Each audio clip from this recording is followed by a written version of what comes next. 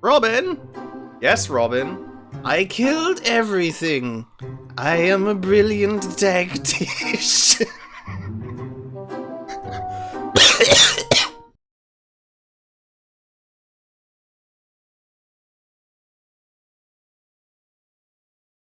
And welcome back to another episode of F.O.R.D.E.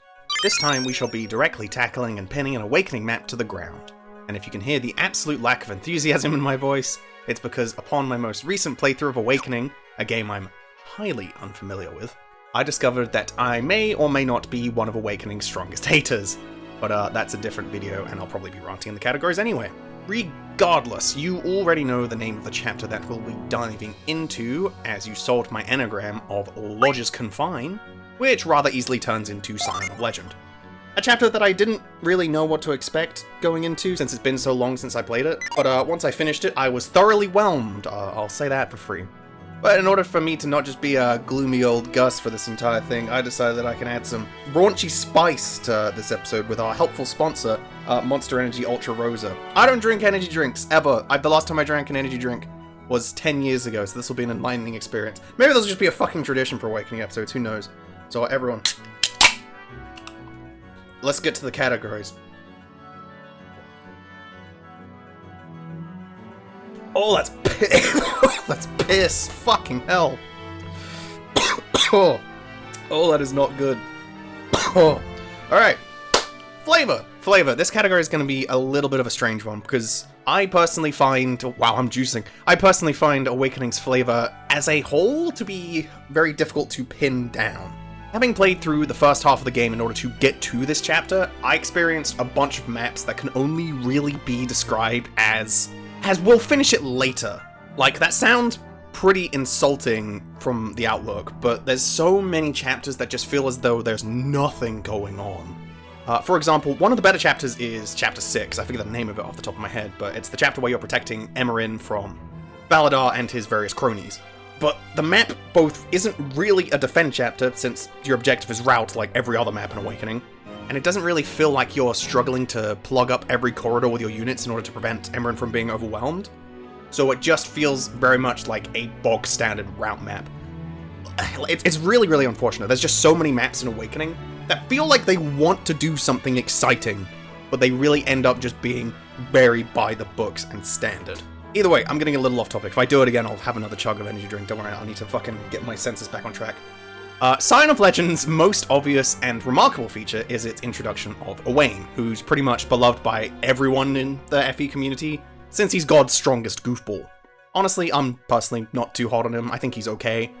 Compared to the rest of Awakening's mannequins with wacky character tropes, he's a lot more enjoyable and interesting, but, like, he's nice. He's like a good 6 out of 10 character. I've got nothing against him. But in regards to how he should be represented in the chapter, I'm not sure he's utilized particularly effectively. In the pre-chapter dialogue, you see him defending the local villagers from bandits, but once you actually get into the map, it's pretty likely that your units will be far stronger than him at this point, making him seem far less impressive than he did just moments ago. It can kind of just ruin his initial impression. In fact, even compared to the enemies, Owain's probably going to end up being the coughing baby trapped in the center of the map with no real purpose. It really feels like Owain should be the star of the show and the key fucking figure of the chapter.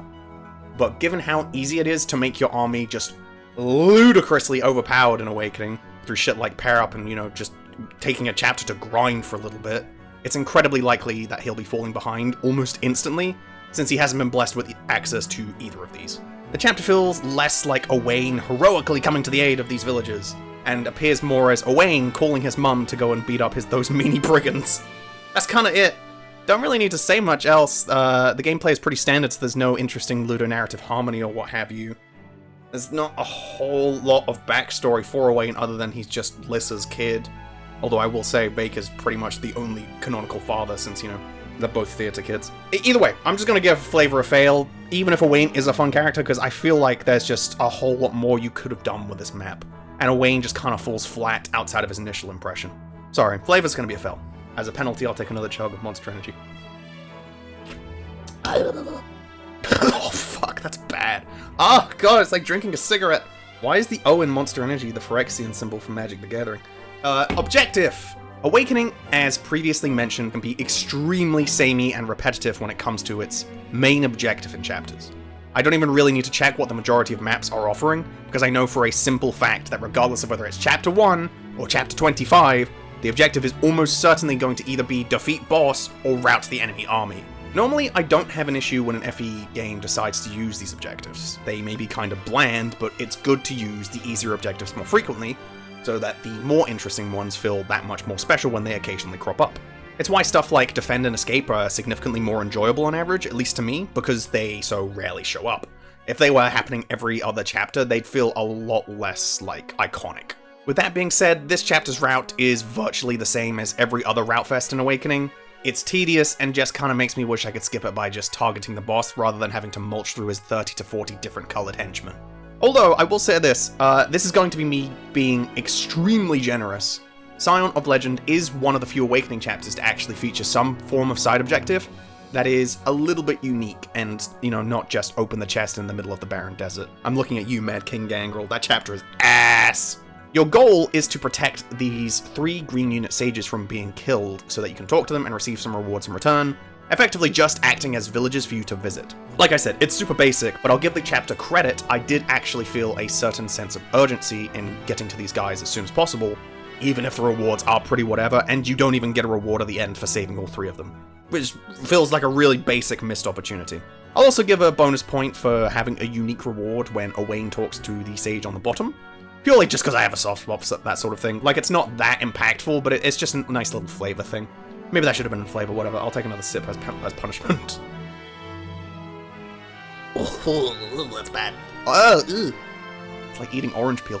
But yeah, one of my favorite moments in the series is visiting the center house in 3-1 of Radiant Dawn. And this gave me that Anton Ego moment of swooshing back into the past and remembering when I actually enjoyed Fire Emblem. So with all of these incredibly flimsy positives, I'm gonna give Objective a success. Primarily because the bar for Objective is so low for Awakening that Scion of Legend is arguably one of the better maps. Replayability, I mean, what do you expect me to talk about here for replayability? I'll be completely honest when I say that I didn't have fun when playing through Awakening again. At all. Literally as soon as I remembered how busted and unfun Awakening pair-up makes the moment-to-moment gameplay, I kinda just turned my brain off and rushed towards this very chapter so that I could get it over with and move on to a game I actually enjoy.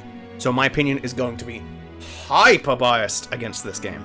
Again, I don't know if I've mentioned this, but I don't like talking about games that I don't enjoy, which is why Awakening and Three Houses are probably gonna very infrequently turn up on this show. I'll only talk about them when I have to or when I want to pollute my body with energy drinks. Thanks, Monster Energy. But really, even if I wasn't constantly frowning when playing it, I don't really see anything about this chapter specifically that would make it interesting on a subsequent playthrough.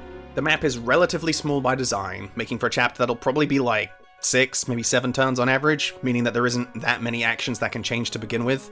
The most efficient play pattern is to just turn your brain off and fling your behemoths of units at the enemy, and watching them promptly fall over. The rewards don't change, so there's nothing there. There really isn't anything here for replayability. I'm coming off snide and rude, but it's kind of just the truth. I opened the box that said, "Big replayability, you won't believe!" And inside was just a couple of cigarettes and a note that said, "Owain cool, smiley face." I'm moving on. Next, replayability, that's a fail. This episode's a disaster, I love it. Difficulty! Difficulty in Awakening is so fucking awkward to talk about. It feels like with other FE games, difficulty is designed across a wide range of features unit strength, enemy density, reinforcements, fog of war, turn limits, the objective itself. Just a multitude of different factors to take into account if you want your map to have some form of engaging challenge. Awakening doesn't follow the traditional rules. It feels like the only factor that actually means squat here is stats, and how quickly you can turn your unit into a dump truck that has 30 in every non-HP stat. And the fact that this is basically the only thing that matters makes the difficulty really, really fucking boring. Again, I'm not gonna go into a 20-minute long tirade on why I think Awakening is garbage and you're stupid for liking it, but I'll just say that this category is a failure, purely because I don't think there's a single chapter in Awakening, okay, maybe outside of Chapter 1 and Chapter 2, where you don't have access to grinding and some such, But yeah, other than those two, I don't think there's a single chapter that would succeed on difficulty. The enemies are large, and there's tons of them, and you need to make your number as bigger as possible in order to win. It's really, really bland, dull gameplay, and Scion of Legend really doesn't feel any different to the previous chapters I played at this point. All of my units felt like they were doing the exact same thing, which is just be this Goliath that kills like 3 to 4 enemies on enemy phase. Or you're Robin and you have 1 to 2 range and you can basically just do whatever you want. Robin's basically like a server admin in Awakening. That character just gets to do whatever they want. Actually, the only thing that could be a positive thing for difficulty would be the inclusion of offering the player a reward for saving all of the villagers. But it doesn't even do that, so there's no real incentive to rescue the Greenits, since I don't believe they're a defeat condition, meaning you can just let them die, and the rewards that they're going to give you are just going to show up in Anna's random secret shops anyway, completely defeating the purpose of even having unique rewards to begin with. I am getting zooted off of my mind on this Monster Energy Ultra Rosa hashtag ad. It doesn't matter how much Owain wackiness is in this chapter, there just isn't enough interesting difficulty to really give this category a pass. It's getting a fail. And now for our final category, enjoyability. Golly gee whiz. I wonder if this chapter that I've been repeatedly jabbing at so cynically will get a pass for enjoyability. I'm a simple man. I'm very easy to please with a lot of chapters. All you have to do is give me something memorable to latch onto so that I can make it to the end of the chapter and think, yeah, this was a good time. I'm sure for a lot of people, Owain will be that something memorable. And while he's definitely like an iconic, wacky character that everyone can relate to, he's not enough for me to justify the rest of this utterly forgettable chapter. In fact, I think that's the biggest takeaway for me, is that unlike a lot of other poor chapters, this one doesn't feel like a massive explosion or a disaster. It just feels kind of bland and nothingy. Like when you have a character like Owain, like who's just like screaming game names and going, "My aching blood" or "My aching sword hand," like shit like that, you want the chapter to be like, "Oh no, Owain, the orphanage is exploding. We have to go and save it. Quickly, go and get the kittens from the nuns," or some dumb bullshit like that. Like that should be the Owain chapter rather than just be like, "Save the 3 sages from these brigands." It's like, oh, that's exciting. Like you have a fun character. You can do so much more with this. Like, when I think of Owain, I think of his personal skill in Fates, where it's like, if Owain or if Odin has the weapon with a name longer than, I forget what, like 15 characters or something, he gets an extra 10 crit. Like, that's fucking amazing flavor. But it's just so absent here, and it makes the chapter really, really forgettable. Yeah, like I said, I'd much rather a chapter be, like, comically terrible than something I'm just gonna forget about as soon as I stop playing. I don't really need to say anything else here. Enjoyability gets a fail. You can do much better than this. And that is going to wrap it up for this week's episode. Apologies if Awakening is one of your preferred games and you just had to listen to me snidely berate it for like 15 minutes, but I'm not gonna lie and pretend that I enjoyed my time with Awakening. I think lying and saying, "Yes, I liked it, smiley face," would be demeaning and kind of condescending to you guys. I didn't enjoy it, plain and simple. It has its occasional good chapters, like Renewal is a great chapter, Unwelcome Change is a pretty good chapter too, but while Scion of Legend might introduce like a fascinating character who will only get better with age, like I actually think I prefer Odin to Owain. I think he's just a more enjoyable and interesting character gameplay-wise in Fates. I do like Owain, but it leaves very little else to remember, leaving me with an impression that will quickly fade away from my cottage cheese memory and my Monster Energy infused brain.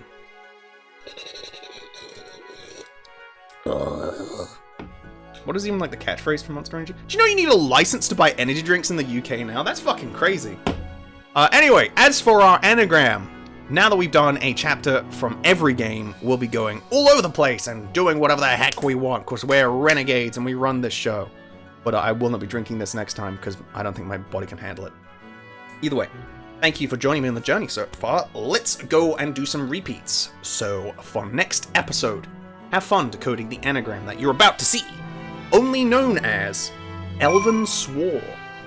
For those in the back, Elven Swore. Alright, that's it for me this episode. I'm gonna go and puke up my guts and get all of this garbage out of my system. I hope y'all have a wonderful day, a wonderful week, a wonderful month, a wonderful year, a wonderful decade, a wonderful century, and hopefully a wonderful millennium. I can't get drunk, but this is the closest this is like the next best thing. Anyway, have a great existence, everyone. I'll catch you next time. Bye!